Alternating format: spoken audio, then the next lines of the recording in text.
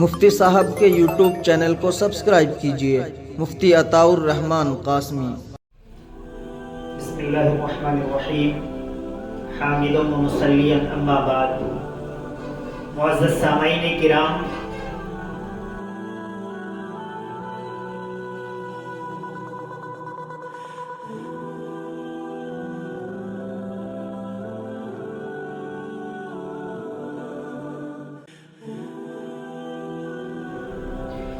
کہ اللہ تبارک و تعالیٰ کو نماز پڑھوانے سے کیا مل جائے گا؟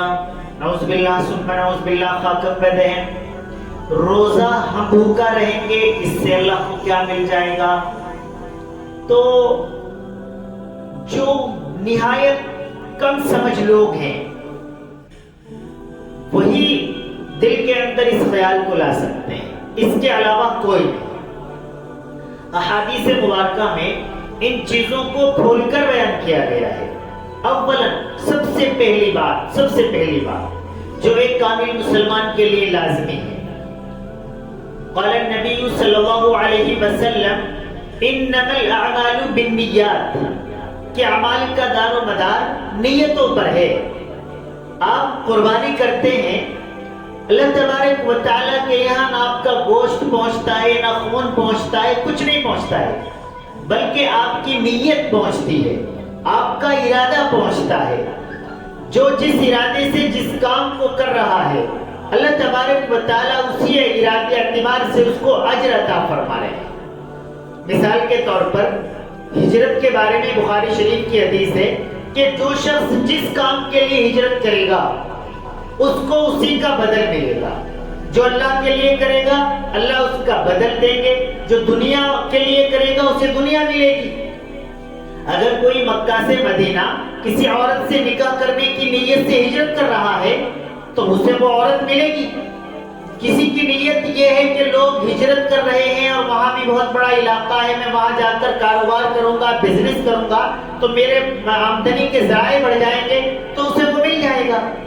لیکن جو خالص اللہ کے لیے کر رہا ہے، اللہ کے حکم پر، اللہ کی رضا کے لیے ہجرت کر رہا ہے، تو اس پر اللہ تبارک و تعالیٰ اسے اجر و ثواب عطا فرماتا ہے۔ دوسری بات نماز ہے۔ اللہ تبارک و تعالیٰ نے نماز فرض فرمائی ہے۔ اللہ تبارک و تعالیٰ چاہتے ہیں کہ بندہ زیادہ سے زیادہ میرے قریب آئے، اور نماز اللہ کے قرب تک پہنچانے کا سب سے اہم ذریعہ ہے۔ لکھا ہے کتابوں کے اندر کہ اللہ تبارک و تعالیٰ سے جو بات کرتے ہیں نا، وہ جو قرآن کریم کی تلاوت نماز میں کرتے ہیں، جو رکوع کرتے ہیں، جو سجدہ کرتے ہیں، یہ اللہ تبارک و تعالیٰ سے محو کلام ہونے کا ایک بہترین ذریعہ ہے۔ اللہ تبارک و تعالیٰ کل قیامت کے دن اپنی زیارت کرائیں گے۔ جیسے ہم چاند کو دیکھتے ہیں، سورج کو دیکھتے ہیں، ستاروں کو دیکھتے ہیں، ٹھیک اسی طریقے پر اللہ تبارک و تعالیٰ ہمیں نظر آئیں گے، اور وہاں کوئی دھکا مکی نہیں ہوگی، بھیڑ بھاڑ نہیں ہوگی، ہر شخص کو بالکل صاف ستھری اللہ تبارک و تعالیٰ کی زیارت نصیب ہوگی۔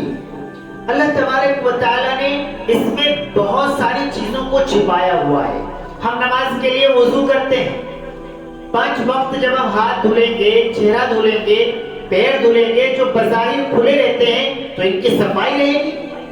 اور ہم جو مسح کرتے ہیں سر پر، بہت ساری بیماریوں سے اس میں شفا اللہ نے رکھی ہے۔ آج سائنسداں اس بات کو کہہ رہے ہیں کہ جو 5 وقت کی نماز پڑھتے ہیں انہیں یہ بیماریاں نہیں ہوں گی، کیونکہ یہ بھی اس کو ایک اصل بتایا گیا ہے کہ جیسے آپ یہاں ان نسوں پر انگلیوں کو پھیرتے ہیں مسح کے اندر، اس سے بیماریاں ٹھیک ہوتی ہیں۔ کانوں کا بھی مسح بتایا گیا، سر کا بھی مسح بتایا گیا، صحیح چہرے کو دھلنے کا حکم دیا گیا۔ ان سب میں اللہ تبارک و تعالیٰ نے بہت ساری چیزوں کو مخفی رکھا ہے۔ اسی طریقے پر زکوٰۃ ہے۔ اب آدمی یہ سمجھنے لگے کہ جی ہم کیوں 2.5% خرچ کریں؟ اللہ تبارک و تعالیٰ نے پوری دنیا کا نظام بنایا ہوا ہے۔ اللہ تبارک و تعالیٰ نے قرآن کریم کے اندر بار بار ارشاد فرمایا کہ امیروں کے مال میں غریبوں کا حصہ رکھا گیا ہے۔ اگر یہ زکوٰۃ کا سسٹم نہ ہو تو غریب اور زیادہ غریب تر ہوتے چلے جائیں، کھانے کے لالے پڑ جائیں، پہننے کے لالے پڑ جائیں۔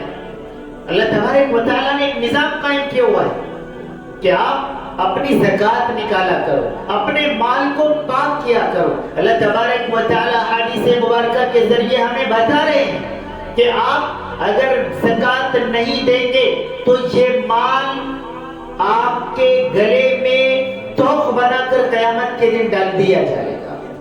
اس میں لوہے کو پگھلا کر آپ کے بال میں، آپ کی پیشانی کو، آپ کی پشت کو، آپ کے سینوں کو سے داغ دیا جائے گا۔ اسی لیے کہ دنیا کے اندر انصاف کا نظام قائم ہو، آپ اپنے مال کو پاک صاف رکھیں، آپ کا پڑوسی بھوکا نہ رہے، مسافر بھوکا نہ رہے، آپ اللہ کے راستے میں خرچ کر رہے ہوں۔ اسی طریقے پر روزہ ہے، روزے کے بارے میں اللہ تبارک و تعالیٰ نے ہمارے اوپر فرض فرمایا ہے، بالغ عاقل مرد عورت پر یہ فرض ہے۔ تو آج دنیا کے اندر لوگ کہہ رہے ہیں، حکیم کہہ رہے ہیں، ڈاکٹرز کہہ رہے ہیں کہ آپ اپنے آپ کو ہر وقت چھکا ہوا مت رکھیے، آپ اپنے آپ کو بھوکا رکھیے، آپ کم کھائیے۔ کم کھانے کے اندر آج کل نجات بتائی جا رہی ہے، زیادہ کھانے کو بیماریوں کی جڑ بتائی جا رہی ہے۔ اللہ تبارک و تعالیٰ نے روزہ فرض فرمایا ہے کہ آپ تندرست رہیں، روزہ فرض فرمایا ہے کہ آپ کی نفسانی خواہشات کو دبایا جا سکے۔ آج دنیا کے اندر قوانین ہیں کہ جو کسی کے ساتھ زیادتی کرتا ہے، خاتون کے ساتھ کوئی مرد، اسے جیل میں ڈال دیا جاتا ہے۔ اللہ تبارک و تعالیٰ روزے کے ذریعے چاہتے ہیں کہ آپ کی نفسانی خواہشات وہ دبی رہیں، اس لیے روزے کو فرض فرمایا ہے کہ آپ اپنے آپ کو صحیح رکھ سکو۔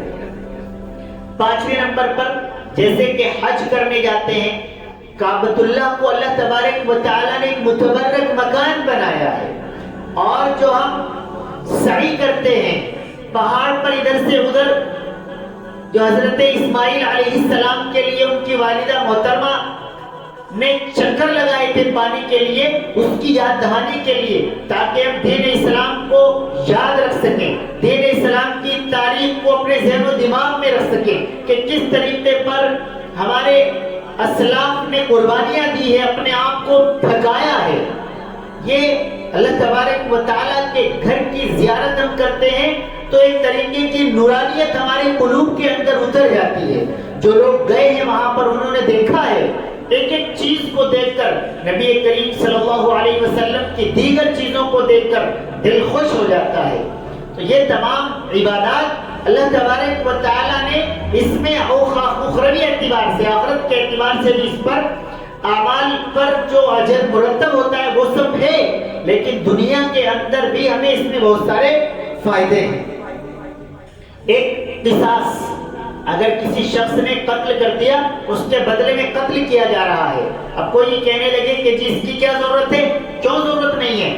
اگر یہ قصاص نہ ہو تو ظالم و جابر لوگ مظلوموں کو ظلم کرنے میں، قتل کرنے میں ذرا دریغ نہ کریں، جب چاہا جس کو چاہا شوٹ کر دیا۔ اب یہ قوانین ہوتے ہیں ملک کے، دنیا کے، اسی لیے تو بنائے جاتے ہیں تاکہ جرائم نہ پھیلیں۔ اگر اللہ تبارک و تعالیٰ قصاص کے طور پر قتل کرنے کا حکم نہ دیتے تو پھر غریب، کمزور، ہلکے لوگوں کو بھاری لوگ مار دیا کرتے۔ اللہ تبارک و تعالیٰ نے دنیا کے اندر نظام قائم کرنے کے لیے یہ چیزیں طے کی ہوئی ہیں۔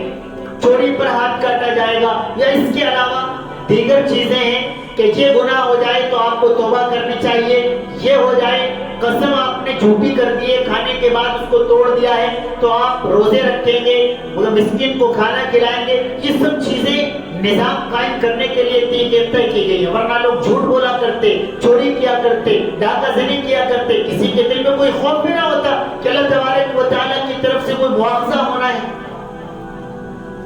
جہاد اللہ تبارک و تعالیٰ نے فرض کیا ہے، یہ اعلاء کلمۃ اللہ کے لیے ہے۔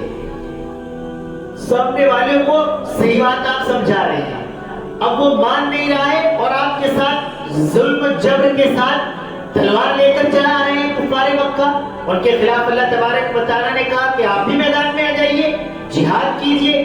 جہاد کیا، اللہ تبارک و تعالیٰ نے دنیا کے اندر ان طاقتوں کا نام روشن کیا جنہوں نے اپنے آپ کو دین اسلام کے لیے کھپایا ہے، جنہوں نے قربانیاں دی ہیں۔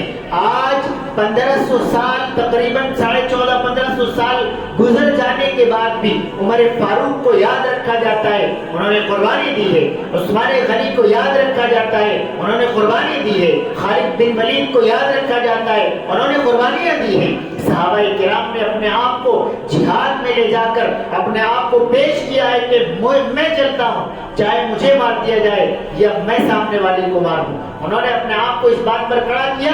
اللہ تبارک و تعالیٰ نے ان کے نام ہمارے اتنے سال گزرنے کے بعد بھی دادا پردادا سپر دادا کا نام تک یاد نہیں رہتا ہے، اور ہم انہیں یاد رکھتے ہیں کیونکہ انہوں نے اللہ کے اس حکم جہاد کو زندہ کیا ہے۔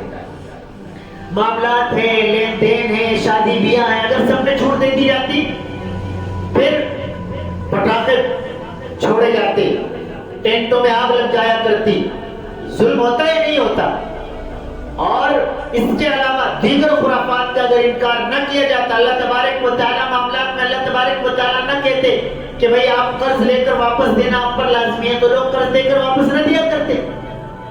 اس کے علاوہ اور چیزیں ہیں جو اللہ تبارک و تعالیٰ کی جانب سے احکامات آپ پر جاری کیے گئے ہیں، ان تمام میں دنیاوی اعتبار سے بھی بہت سارے فوائد رکھے ہیں۔ آپ ان پر عمل کریں گے تو اللہ تبارک و تعالیٰ دنیا کے اندر بھی آپ کو بہتری عطا فرمائیں گے، اور آخرت کے اندر جو اجر ملے گا وہ بہت زیادہ ہوگا۔ اللہ تبارک و تعالیٰ عمل کرنے کی توفیق عطا فرمائے۔ وآخر دعوانا الحمدللہ رب العالمین۔